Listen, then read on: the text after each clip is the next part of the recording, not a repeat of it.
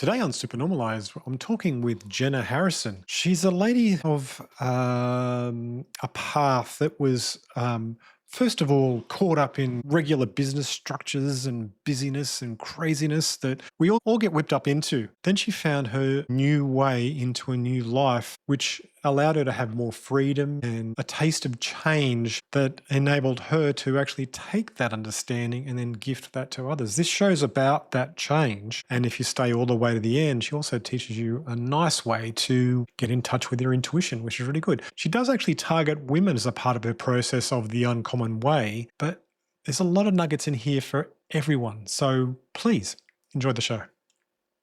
Welcome to Supernormalized, Jenna Harrison. Jenna, you've been through a life of corporate intensity and life shifts, and then really grasped that change intuitively and moved towards a greater life of freedom and groundedness and found a new way. I'm interested in hearing your story today, so welcome to the show. Oh, thank you so much. It is such a joy and an honor to be here. I really appreciate you having me. And yeah, Awesome. I think that those nudges were actually happening for me long before I even got to corporate. And yet it was something that, because of conditioning, of course, I just thought that I had to deny. I remember one time specifically when I was in college and was being recruited for kind of a very stressful corporate consulting gig. And there was someone standing up a woman talking about how when she had children, she'd started to take over the corporate daycare program. And she was talking about how wonderful that is, and she was saying all the great things. And then she looked over at a friend of hers, a colleague of hers, and she remembered these days where she used to have to work late into the night and sleep there and keep a blouse handy so she could just keep going again the next day. And CJ, she was wearing pearls, and she touched her pearls like longingly, and she looked over at him and she said, like, those were the days, weren't they? And in that instant, I felt this rush, this charge of electricity, because I felt the attraction that I had to that type of life in a very egoic way. And at the same time, in my gut, I felt the strongest rejection of that. And I just knew Mm. that I had to tread carefully because there was a life at stake, my life, and the direction I was going to take. Yeah, it's important to actually recognize that. And when I was in corporate long time ago now, I actually got to that sort of point too with myself, and I was like, What am I doing this for? Who am Yes. I doing this for?" And Yes. even one of my other friends, he went and started working for another large company. I said, "How's it feel working for the devil?" And he was like, the pay's good." Right, right. you know. It's amazing what we will do in order to have that security that we believe money brings us, Mm. and I how think we'll we're all sell sold our that time. dream. We sold Yes. that dream really hard, Yes. and it keeps us all on the treadmill. And then we go and buy ourselves into massive amounts of debt, which then is another noose around your neck. Mm. And it's another illusionary noose. I mean, it's real if you upset them, but you don't have to be in that, and you don't have to Mm. sit there striving continuously for something that's just not even real. And I would argue that you actually experience more abundance, not less, when you find out where your alignment is and what you are here to do. And that That's is exhilarating. Yeah, that's embracing your authenticity, isn't it? Yes. In every moment and what is actually true for you. Yeah, and it seems like there are always new layers to the onion of what else the universe is asking you to understand or remember about yourself and your gifts and your mission here. Yeah, exactly. So you had a moment when you were driving to work when a podcast flipped your switch way back when. Mm.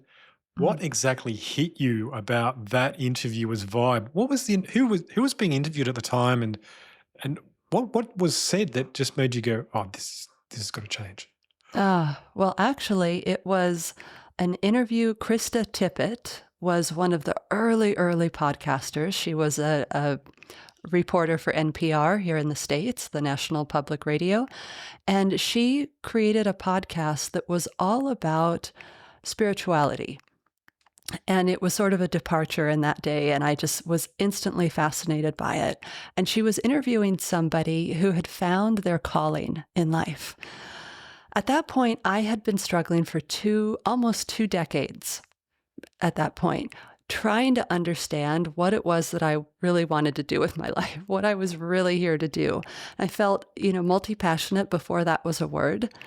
I felt like I had many different interests. I was good at all sorts of things. And then when I heard this person talking, I actually felt so much anger towards the universe. I was like, obviously, you've put this desire in my heart, this drive in my heart. Why is clarity eluding me? And I pulled off. I was on my way to my corporate job. I pulled off. I had a good scream and cry. We're being real. And then I just realized that I needed to find the answer. I needed to find the answer because I had such a strong drive for it, and someone else had found the answer, and therefore I needed to do it. I couldn't keep waiting. I think before then I'd been waiting for it. Everybody, it seemed, I was attracting people who were telling me, it will come when it needs to come. It just takes time. It's something only you can figure out for yourself. And so I'd allowed myself to slip into this holding pattern, this waiting pattern.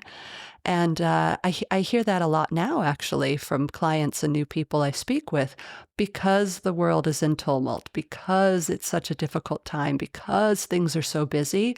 I just have to wait a little longer. And that, for me, was my turning point when I decided no more waiting. Mm.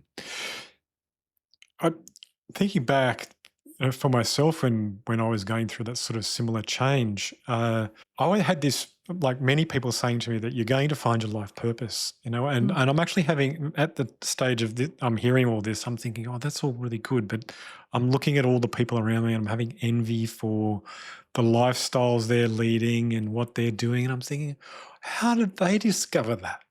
Right. Mm-hmm. And I didn't know what a purpose was. I was like, what am I here for? I didn't really know. I'd been down a path of pursuing purpose in a certain sort of way, trying to figure out what that was. And to that point, I really didn't find it. And when I was younger, and it's sort of something that just grew out of finding that grounded point in myself. And in finding that grounded point, I could actually then grow from there. I believe that we are so disconnected in the modern world from a pretty clear voice that would give us a lot of guidance if we could tune into it. And so part of the work that I do with women is just freeing up that channel, that ability to hear that guidance. Like I said, I had earlier memories where I was very clearly being led, but it wasn't until later that I ever learned to connect the dots. I felt like I was a part of other people's dreams. I feel that. I feel that. And I feel that story that you shared about looking around at other people and saying, how do they do that? I remember I had a corporate office on Union Square in New York City, and they had a really famous, I probably still do, a famous green market where the farmers would come in from all the surrounding areas. And I'd sit there watching people just browsing, looking for a tomato, looking for a squash at 10:30 on a weekday. And I thought, who are these people? What what a luxury. What have they discovered that I haven't discovered? I just longed to be free. Why didn't you grab somebody and say, how do you do this lifestyle? Yes. Yes. Well, in New York City, they were probably struggling actors. Come to think about it, right? Yes. So people chase shiny distractions all the time. And how do you help them to spot the real signal from the static that's in their own heads? Yeah, I actually think it's a much easier process than we would lead ourselves to believe. We stay up in the mind, as I did for so many decades, trying to analyze it, figure it out. But actually, there's when we allow ourselves to really get calm, then we always hear the voice. We often choose to ignore the voice. And that, I believe, is the true tension, right? It's the not wanting to hear. It's the fear that comes up around what might happen if that were true, if I take that leap, if I do that thing.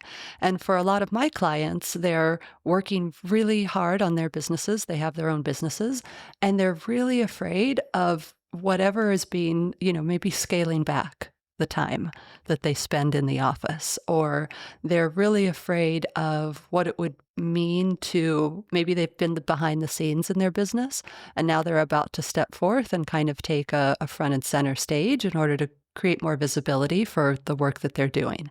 There's always some little thing that is a nudge that's calling them forward. And then there's a lot of fear around why that wouldn't be the best way, why they shouldn't do that thing. And what we it's not something that they always know right when they come to me, but it's something that they admit after we work through the reasons why they wouldn't, that yes, they have been hearing that or feeling that, and they have been purposely turning the other way. Yeah, yeah, like a denial of true self.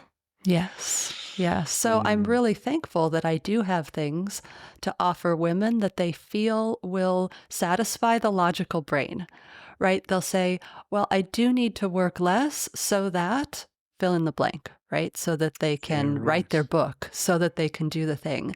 Or they'll say, I really need to create this larger business to prove, right? To change my ancestral lineage, to prove that I can do it, to prove that there's going to be security in the generations that come for me. And so there's always something that allows them to enter work with me, thankfully, because there's usually more that needs to surface and they just needed that logical hook in to make them to allow them to move forward.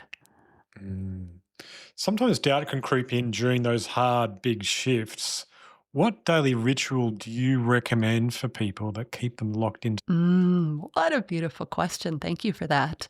I actually recommend physical movement very highly because a lot of my people aren't embodying any of their um, any of their joy or their excitement. So we do tend to stay in our head. We're sitting a lot. We're rushing from one thing to the next, one responsibility to the next.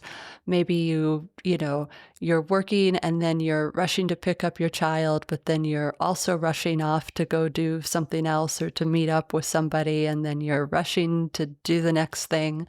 And what we lack in there sometimes is just giving our nervous system the ability to discharge a lot of that tension. So we're carrying all of this tension, but there's no way for our body on a body level to let it go. So I usually recommend some actual movement, right? It could be dancing to a song.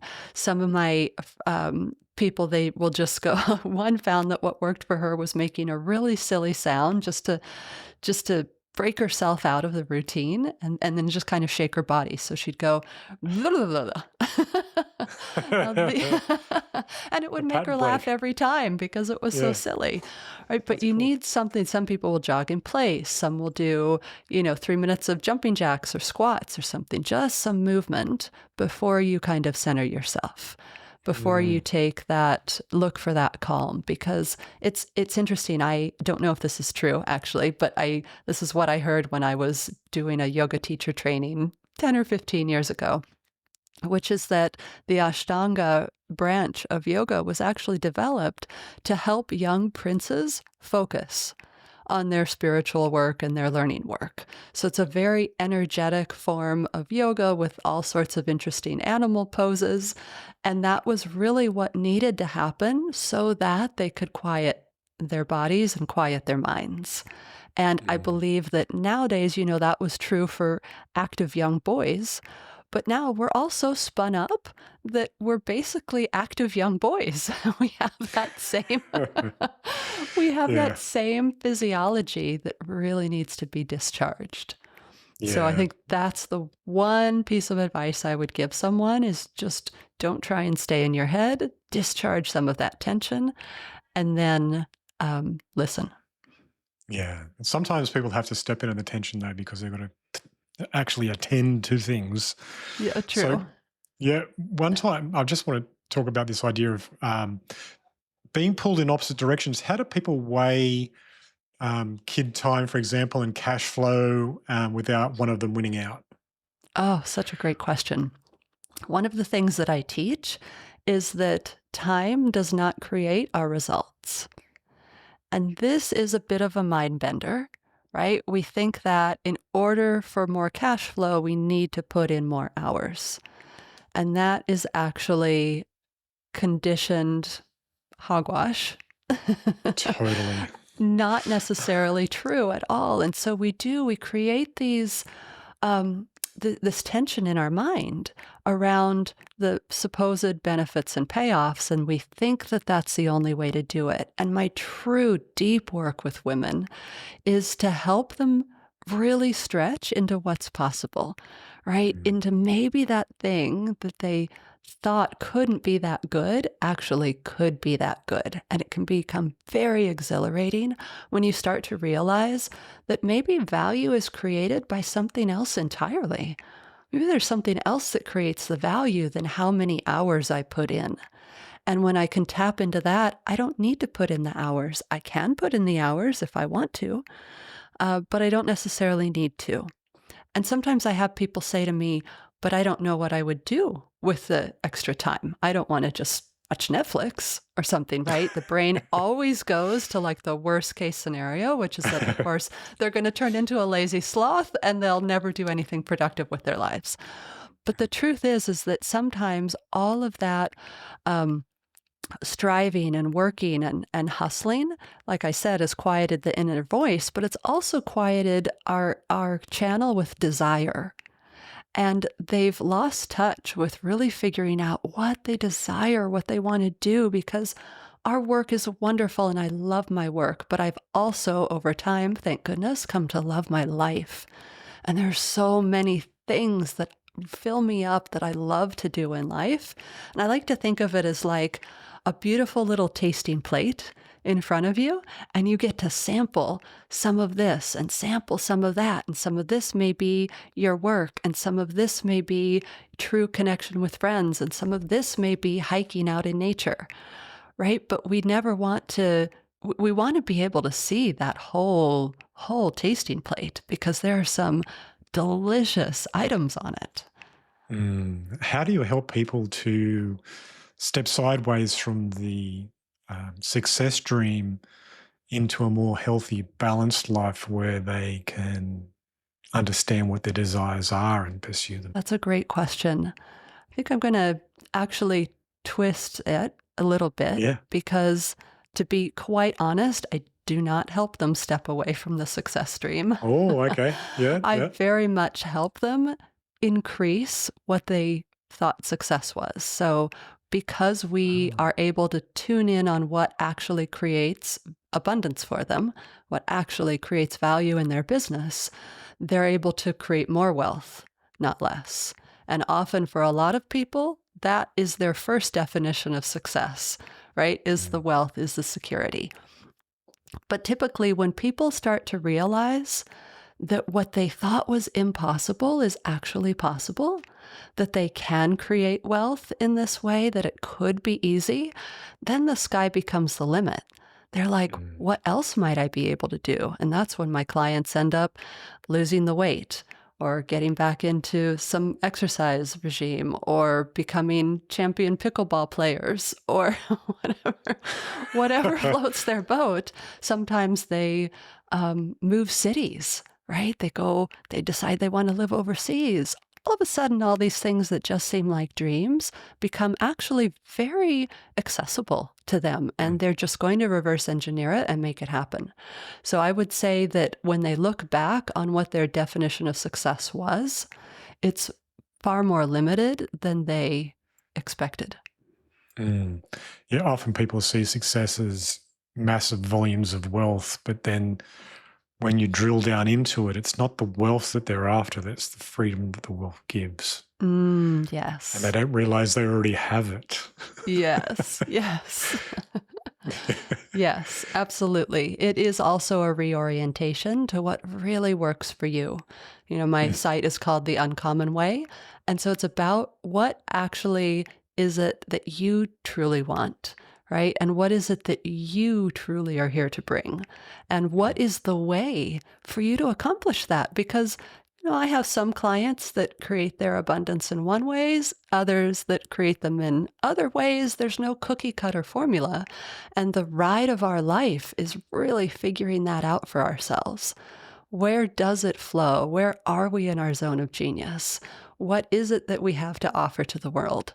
And I think that is the question of our lives. It's what we're here to discover and watch unfold. Mm, mm. Do you have any leadership lessons from your experience in the army that you believe every entrepreneur should learn? 100%. Thank you for that. So, yeah, to give listeners a background story, I actually, because my husband was in the Army, I was able to avail myself of a lot of the leadership classes that they offer. And I was fascinated because I actually grew up, my dad was in the military as well. And that is what created a lot of this desire to kind of, for myself, to rewrite the rules, to be the rebel. I perceived it as so much conformity in that time, and I really wanted to stretch that and do what was right for me rather than what I was told to do.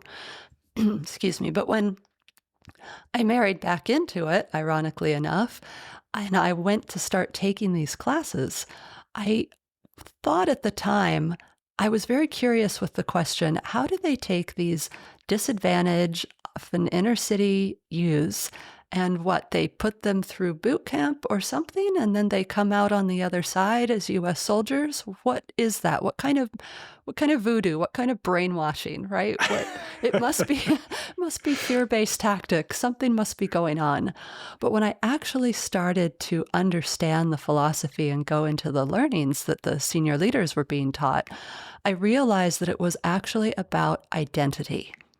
And what they were doing was creating a new identity, a new way for these people, a new self concept, a new way for people to think about themselves that would far surpass any sort of temporary fear response or anything that, if ever you've had a really hard driving teacher or coach or something, they can, in a short term, sometimes stimulate productivity out of you, but it's not going to carry throughout your life, right? It's not going to carry in a way, if you're thinking like the US military, if you're training someone, you want them to stay as long as they possibly can. Right? You want to avail yourself of that. And so they really needed to find a way to help people see themselves as part of something bigger, part of something great, part of something, fill in the blank, right? And to see themselves as um, capable and strong and resilient and able to, if necessary, go to war over and over again. And so I found that such an important key takeaway. It's really formed so much of my work. And it's something that I think all leaders need to understand is that it really comes down to who do you believe you are? What do you believe you're capable of? And if you have team members, what do they believe they're capable of? What are they buying into? What are they a part of? Right? That is the best way to create long-term results. Mm, mm. Now you've come to this point in your life where you have this new flow and everything. Mm. What does a day in the life of you now look like that you've mastered this unconventional sort of work schedule? Yes. Um, So I'll just paint the picture of what it looked like before when I Yeah. was still caught up in it. So when I did finally get clear, I did connect the dots for myself, which, by the way, if anyone's interested in listening, finding, looking for their purpose as well, what I realized was that if everyone says you can connect the dots in hindsight, then the dots must actually be there. Right there, I just needed to change my lens, change my focus in a way that I could actually see those dots. So I started Mm. thinking back through memories to really see, like, why does that thing stick in my head? Why was that important to me? And that helped me understand certain themes that had been flowing through my life. So when I finally did understand that my work really was about the uncommon way, it really was about helping people live these very um, visionary, uncommon lives, then I I threw myself into it because I had all of this old conditioning. And so I was working nonstop. And when I had my son, I continued to work nonstop.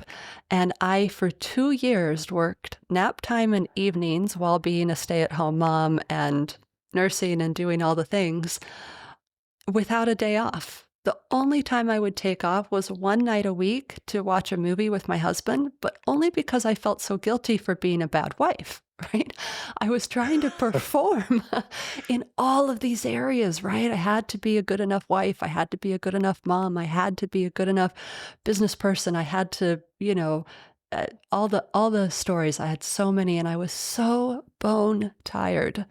And as we know now, as I know now, and hopefully more and more people are learning, neuroscience is showing us is that when we're in that agitated state, it actually shuts down our creativity, our problem solving, our compassion areas of the brain.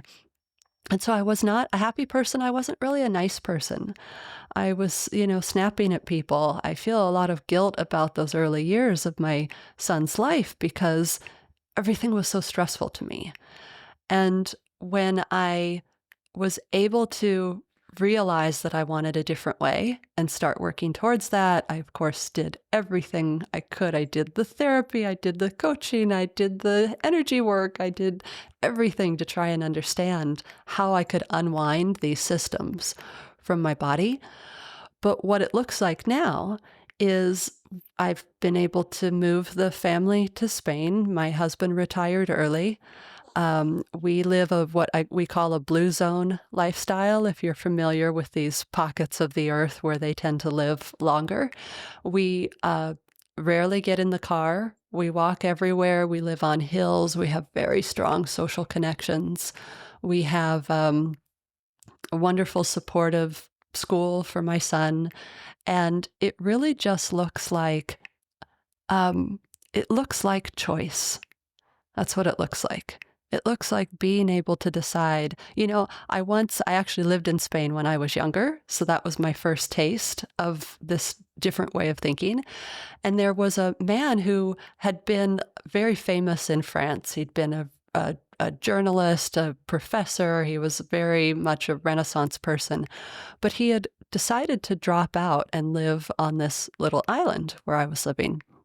And he told me once, he said, Jen, true freedom is waking up in the morning, stepping outside your house, taking a big yawn, stretching your arms, and then seeing a tree in the distance and saying, I'm going to go see that tree, and then actually doing it, right? Because most of us Love say, it. I'm going to go see that tree this weekend, or I want to go see that tree. I've got to put that on my list, right? On my vision board or something, but they aren't actually doing it. And so Mm.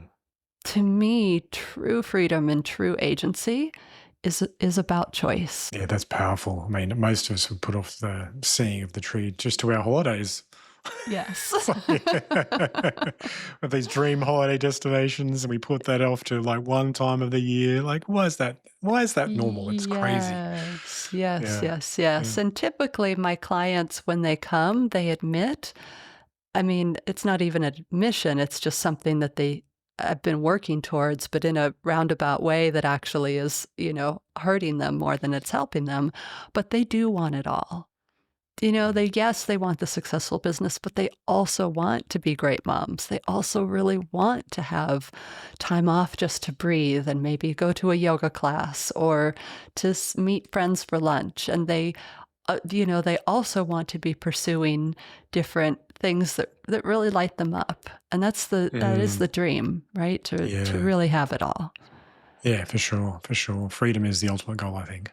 Mm. Now, if someone told you it's impossible to build a thriving business while working so little, what would you say?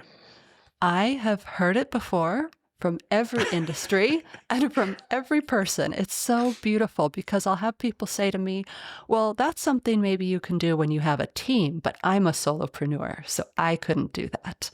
But actually, I have people who have a large team that tell me, well, that might have been fine if I were a solopreneur, but now I have a team to manage as well, so I can't do that. And then I hear that from different industries, different ways in which it would be impossible. And the truth is, some of my clients don't come wanting to work a 3-day week. They come because they're working 60 hours and they would love to work 50 hours. That would be the dream to them. Yes, I know, I know. And It's so crazy.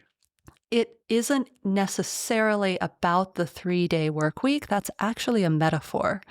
It's what do you want to create? What does your business look like? Who are the clients you truly want to work with? Right? What is the work you truly want to be doing? And then, what kind of program or what kind of offer do you really want to sell? Let's create that, right? What is possible that maybe you've been thinking isn't quite possible yet? Right? Let's go Mm, create that. That'll be fun. yeah, yeah, yeah. Yeah. As a part of your journey, you actually mentioned that you found your way through intuition as well. Yes. What does intuition look like for you? Yeah, it's interesting.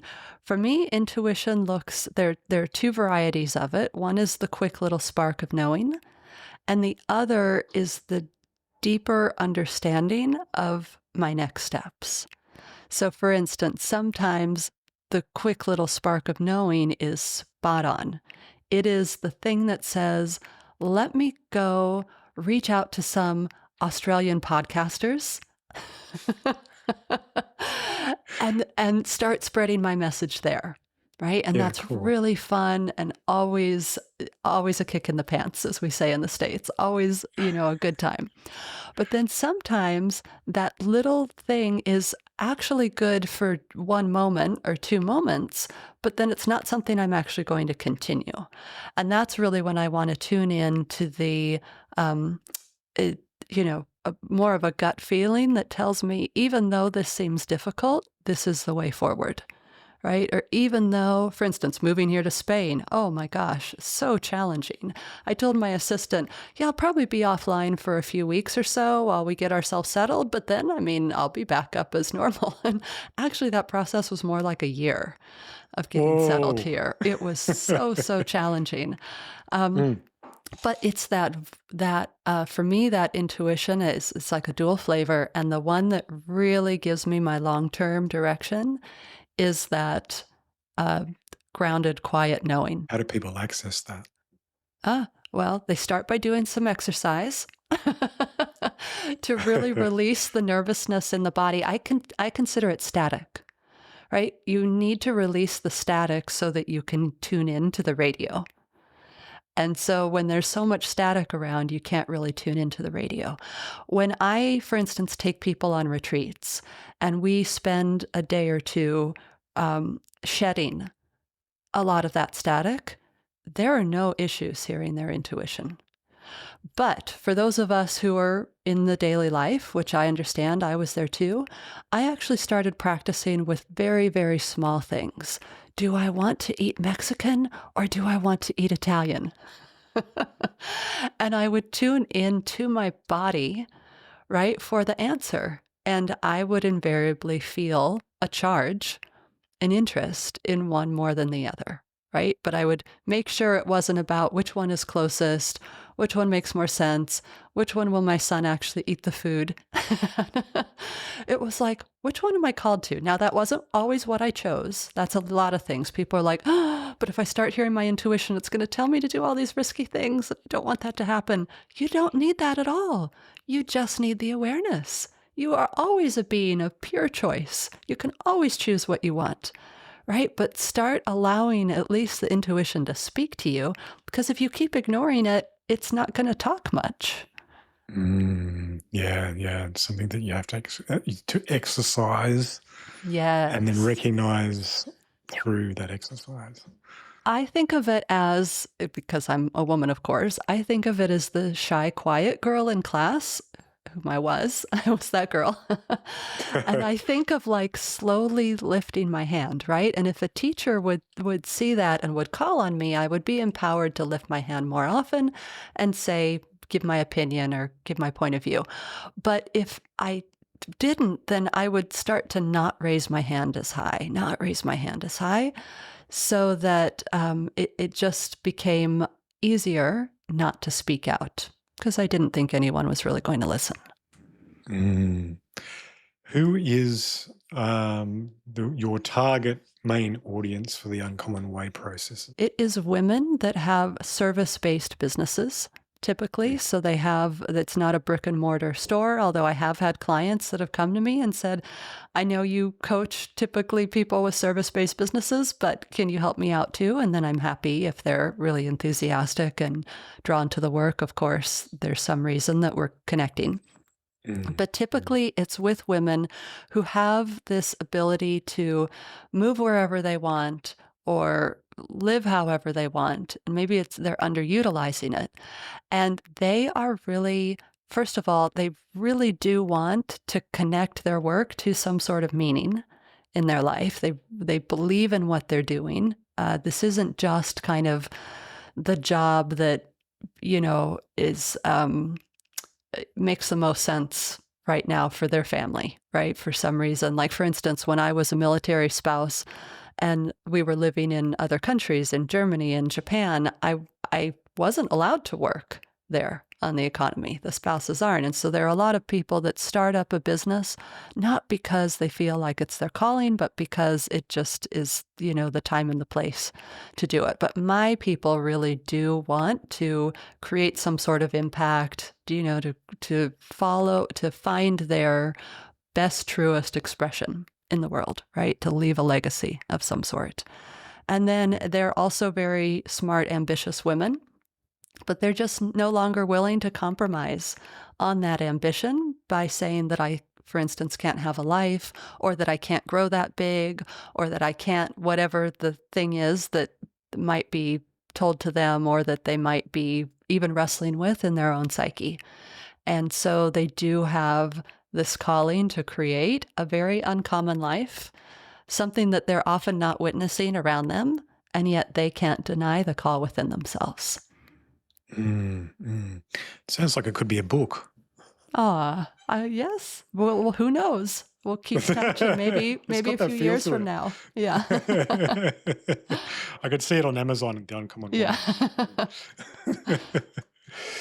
So, Jenna, we've come towards the end of the podcast. How can people find you and your work?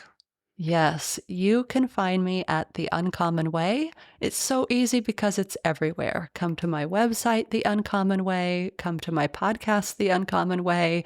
Come to Instagram at The Uncommon Way. And I will be waiting with such open arms, because I really believe that when more people start challenging, thinking uncommonly, basically, seeing what's possible for themselves, the world changes. Right? We need more people who are tapped into what they're here to give now more than ever in the world. And we have important work to do. And I'd love the more that we can have doing this kind of important work and being a light, being an example to others, living joyfully, creating true connection, the better the world will be. Thank you for all that you've shared today. I really appreciate your understanding of the Uncommon Way, which is pretty much what we're all about. So again, Thank you so much. Oh, it's been such a joy, such a pleasure. Thank you. Yeah. All right. I'm just going to say goodbye to the listeners. That was a great talk with Jenna. I know that she says that she's all about focusing on women and women's business and everything, but if you listen carefully in there, there are so many good things about having a greater understanding of where you are in life and what things are actually really important to you. And I'm sure that you would have enjoyed the show if you've listened this far. So if you've listened this far, which I really appreciate. So if you have and you're on YouTube, remember to like and subscribe. That's cool. I'd love that. And if you think somebody could really enjoy this episode, please just share it to them. That'd be really appreciated as well. So thank you so much for listening. And until next episode, it's bye for now.